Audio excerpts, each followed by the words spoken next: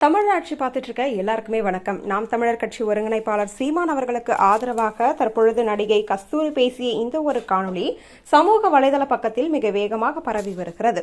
அதாவது நடிகை விஜயலட்சுமி ஏற்கனவே பல விஷயங்களை பற்றி சீமான் தவறாக நடந்து கொண்டார் என்று ஏற்கனவே பல வீடியோக்களை அனுப்பியிருந்தார். அது மட்டுமல்லாது தற்பொழுது கஸ்தூரி பேசிய இந்த ஒரு காணொளியில் நாம் தமிழர் கட்சி ஒருங்கிணைப்பாளர் சீமான் அவர்களின் கை ஓங்கும் பொழுதெல்லாம் விஜயலட்சுமி ஒரு வீடியோவை வெளியிடுகிறார்.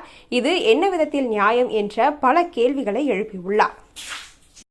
தமிழகத்தில் பல பாலியல் துன்புறுத்தல்கள் நடந்து வருகிறது என்பது பல செய்தியாக வெளிவரும் இந்த ஒரு சமயத்தில் நடிகை விஜயலட்சுமி அவர்களுக்கு துரோகம் நடந்திருக்கிறது என்றால் அதற்கான ஆதாரம் என்ன என்ற ஒரு கேள்வியையும் அவர் எழுப்பியுள்ளார். அது மட்டுமல்லாது